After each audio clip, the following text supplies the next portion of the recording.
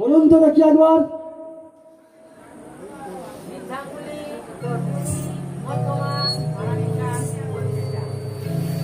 ও একটু জোরে বলুন, কারণ সবাই শুনতে পায় না। হ্যাঁ, এখানে মায়েরা সবাই জানে। মা বলেছে, মা বলেছে, দেখুন মা ঠিক স্মরণে রেখেছে। বা সর্বদাই প্রদীপ বলে যাবে, আমি বলবো না, মনে মনে করে রেখেছে। দেখুন বলে উঠলো কি, এটা হলো বৃদ্ধাঙ্গুলি, এটা হলো তর্জনী, এটা হলো মধ্যমা, এটা হলো অনামিকা, এটা হলো কনিষ্ঠা। এটা হলো 5টা আঙুলের নাম। মা বুঝতে পারছেন? আর সর্বশ্রেষ্ঠ আঙুল হলো কোনটা? হ্যাঁ হ্যাঁ হ্যাঁ, অনামিকা। কারণ এই অনামিকা দিয়ে আমরা তিলক সেবা করতে পারবো, যে কোনো সেবা করতে পারবো বাবা। এটা হলো ভগবানের আজ্ঞা। তাই এই 5টা আঙুলের নাম হয়েছে, বুঝতে পেরেছেন? তাই কি করলেন আমার গৌতম মুনি? গৌতম মুনিবার কি করলেন? এই কনিষ্ঠ আঙুলে দিয়ে 3বারে নাভিস্থলে মহল্লায় বুলিয়ে দিলেন, বুলাইয়ে দিলেন কনিষ্ঠ আঙুলে দিয়ে নাভিস্থলে। বলে উঠল, মহল্লা তুমি আজ থেকে হবে গর্ভবতী। দেখুন মা, ঋষিরা যা বলে তাই হয়ে যায় মা। তাই কি করলেন? কনিষ্ঠ আঙুল দিয়ে গর্ভবতী করে তাকে একটা সন্তান দিল। সন্তানের নাম রাখা হলো সদানন্দ। যার মুখে সদাই আনন্দ, তার নাম হলো সদানন্দ। ওগো মা, দেখুন, চিন্তা করে দেখুন, কনিষ্ঠ আঙুল দিয়ে সন্তান দিয়েছে। এমন সময় একদিন হঠাৎ প্রাতঃকালে আমার গৌতম মুনি বলে বললেন, ওগো অহল্যা, শুনতে পাচ্ছো? এক কাজ করো, আমাকে তৈল দাও, তৈল দাও। আমি গঙ্গার ঘাটে স্নান করে আমি কি করব? গঙ্গার ঘাটে স্নান টান সেরে তপস্যা করে তবে আমি বাড়ি ফিরব। তাই অহল্যা কি করলেন? গৌতম মুনিকে তৈল দিল। মাখতে মাখতে চলেছে গঙ্গার ঘাটে। এমন সময় তার শিষ্য বুঝতে পেরেছেন, মনে মনে আছে বরু পত্নী হরণ করবো আমি। তাই ইন্দ্র কি করেছে? যখন গৌতম মুনি চলে গিয়েছে, এমন সময় ইন্দ্র গৌতম মুনি ধারণ করে অহল্যাকে ডেকে উঠলেন। দেখুন, অহল্যাকে ডেকে উঠলেন কার রূপে? গৌতম মুনি রূপ ধারণ করলেন। ধারণ করে ডাকছে, অহল্যা, অহল্যা, শোনো শোনো অহল্যা, তুমি আমাকে দেখো, আমি যে এক জায়গায় ঘিরে ঘুরে এসেছি তোমার কাছে। মা, আমার অহল্যা তো ঘরের ভিতরে ছিল, বাইর হয়ে দেখলেন আমার স্বামী ফিরেছে, কিন্তু বুঝতে পারলো না গৌতম মুনি রূপ ধারণ করেছে। তাই কি করে বুঝতে পারলেন না অহল্যা? বলুন দেখি, স্বামী গো, তুমি তো আমায় বললে যে আমি গঙ্গার ঘাটে স্নান টান করে তপস্যা করে তবে বাড়ি ফিরবো, তুমি এখনই আসলে কেন? কি হয়েছে তোমার, এমন করছো কেন? তখন আমার ইন্দ্রদেব বলে উঠছে, অহল্যা, তুমি আর কথা পারিও না। আমি গঙ্গার ঘাটে কি দেখলাম জানো? একটা হরিণ আর হরিণের শৃঙ্গার। ওই হরিণ হরিণার শৃঙ্গার দেখে আমি থাকতে পারলাম না, তাই ছুটতে ছুটতে তোমার কাছে চলে এসেছি। তুমি আর কথা পারি না, পারিও না, তুমি চলো কক্ষের মধ্যে যায়। দেখুন বাবা, দেখুন মা, কি করলেন? তারা কামে মত্ত হয়ে উঠলেন। অহল্যা সে কামে মত্ত হয়ে উঠলেন, সে শিষ্য ইন্দ্র। এমন সময় তপস্যা করতে করতে আমার গৌতম মুনি বুঝতে পারলেন আমার এই শিষ্য ইন্দ্র ওই গুরুপত্নী হরণ করতে চলেছে। সেই সেখানে চিৎকার করে বললেন, গৌতম মুনি চিৎকার করলো, অহল্যা,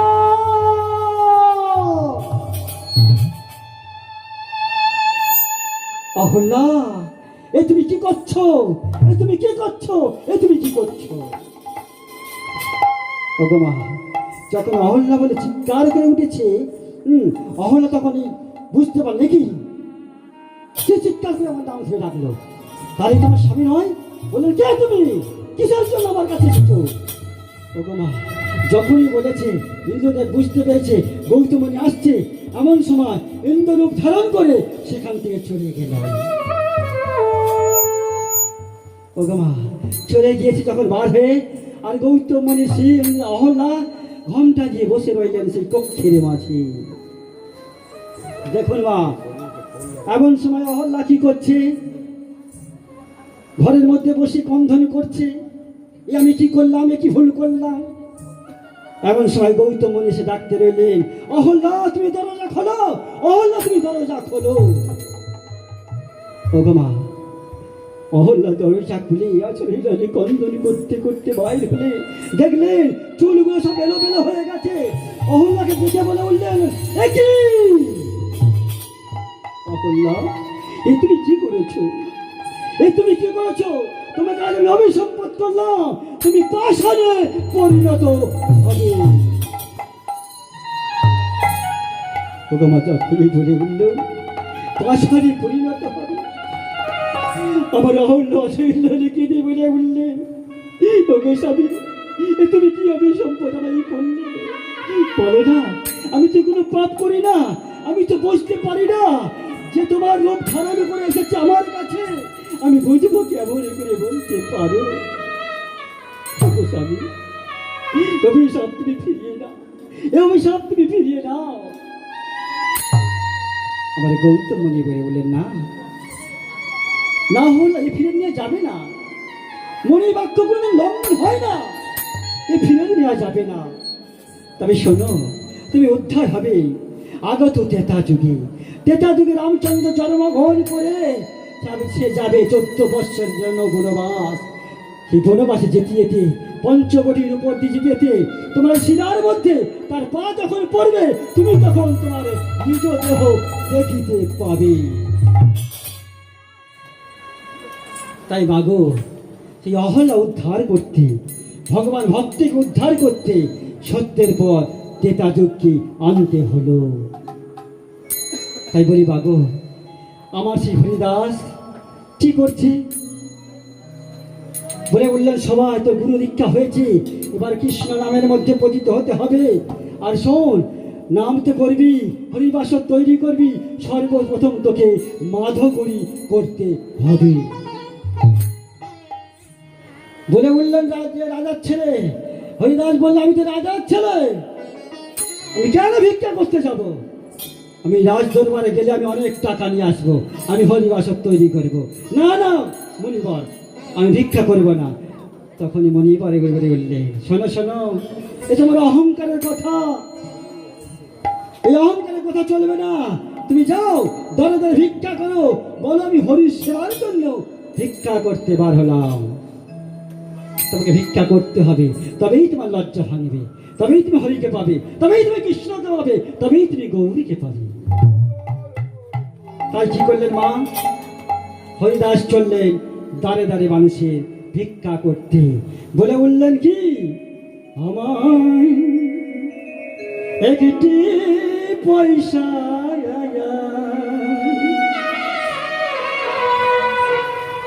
দাও গো তোমরা,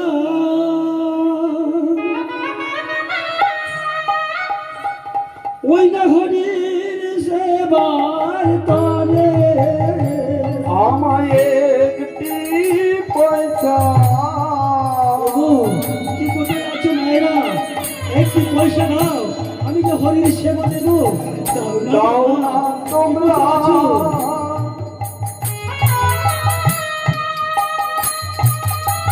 হরির সেবার তরে পয়সা।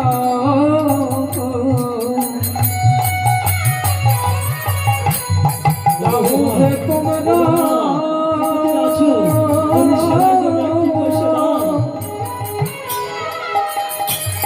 ওই না হরির সেবার তরে আমায় একটি পয়সা।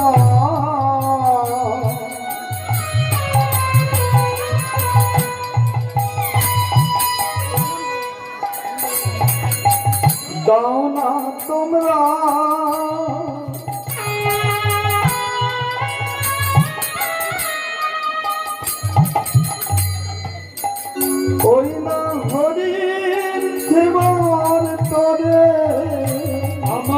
একটি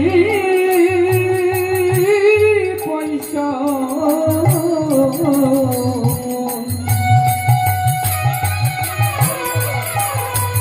ওই দাও না তোমরা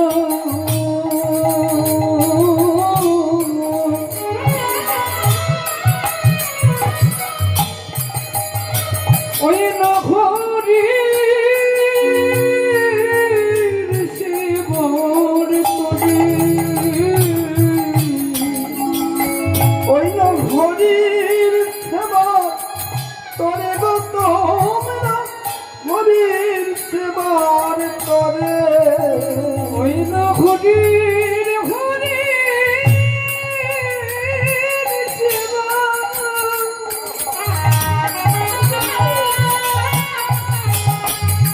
ওই নখরির শিবা তুমি গো তোমরা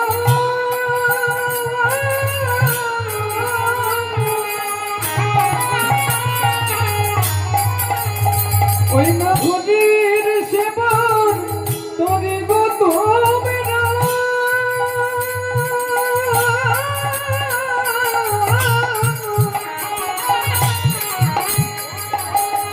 হরির শিবার তুমি গো তোমরা হরির শিবার তবে আমায় একটি পয়সা দাও না তোমরা হরির সেবার তরে আমার একটি পয়সা দাও গো তোমরা হরির শিবার তবে আমায় একটি পয়সা দাও গো তোমরা হরির সেবার তরে আমায় একটি পয়সা দাও গো তোমরা হরির শিবার তবে ওই না হরির সেবা তরে গো তোমরা হরির সেবার তরে ওই না হরির শিবার ওই না হরির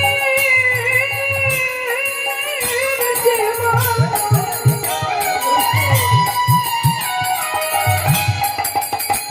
ওই না হরির শিবার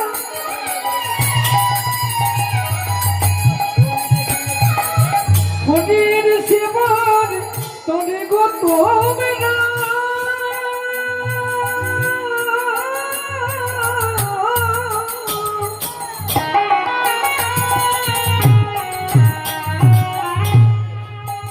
ওই না হরির শিবার তবে গো তোমরা হরির শিবার তবে আমায় একটি পয়সা দাও গো তোমরা হরির সেবার তরে আমার একটি পয়সা দাও গো তোমরা হরির সেবার তরে আমার একটি পয়সা দাও গো তোমরা হরির সেবার তবে আমায় একটি পয়সা দাও গো তোমরা হরির সেবার তরে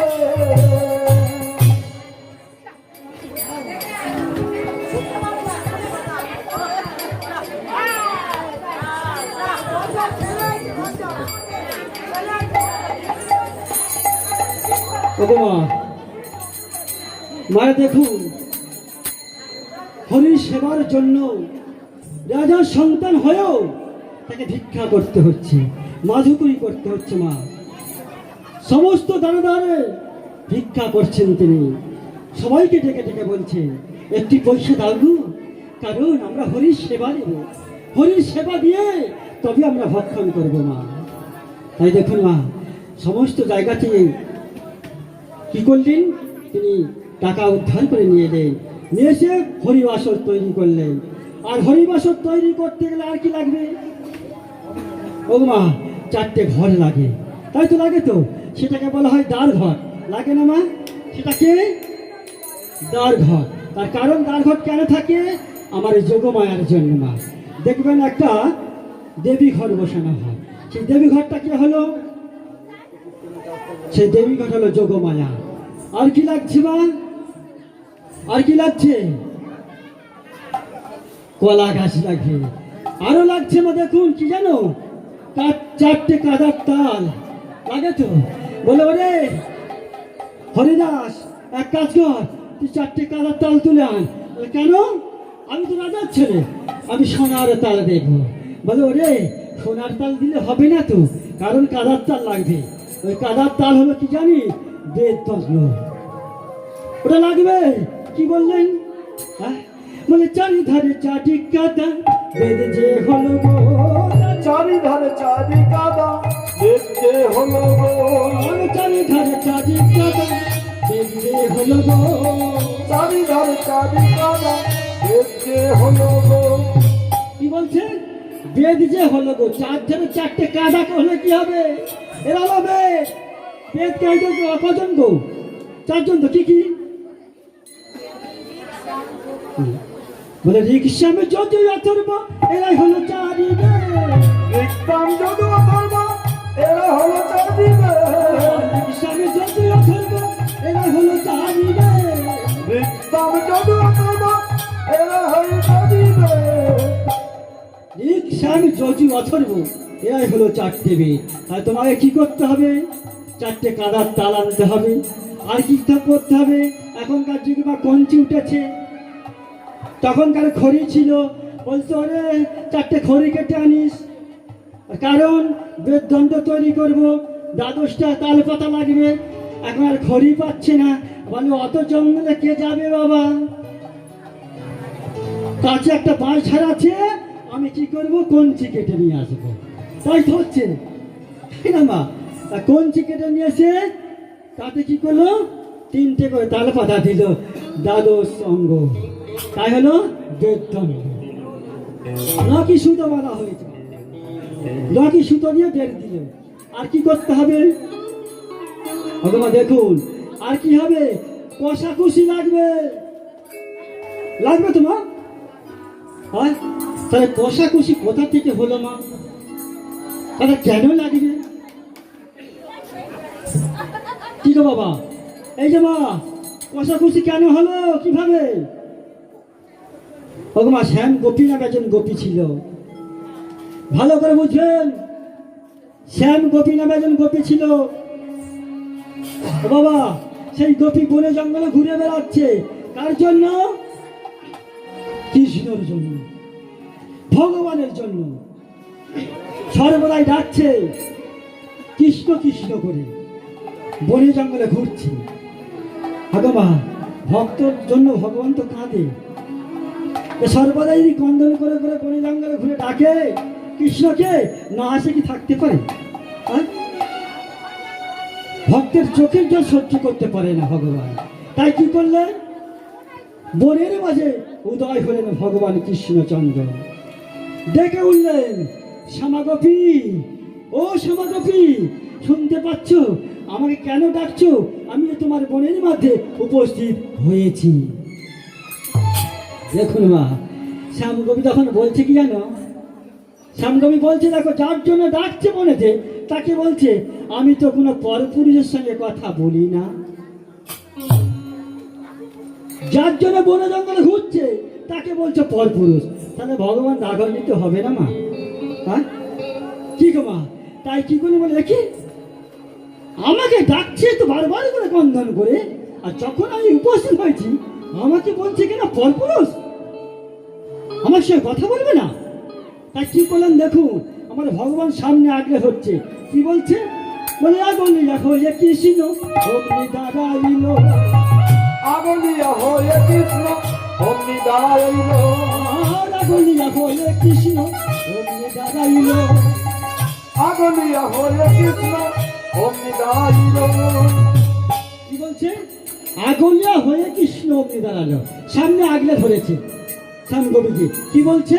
বলে অভিশাপ দেব গো, অভিশাপ দেব গো, অভিশাপ দেব গো, অভিশাপ দেব গো, শোনো শোনো শ্যামাগোপী, অভিশাপ দেব গো, শোনো শোনো শ্যামাগোপী, অভিশাপ দেব গো, হরি হরি হরি বলে, অভিশাপ দেব গো, হরি হরি হরি বলে, অভিশাপ দেব গো, হরি হরি হরি হরি অভিশাপ দেব গো, হরি হরি হরি বলে অভিশাপ দেব, অভিশাপ দেব গো, অভিশাপ দেব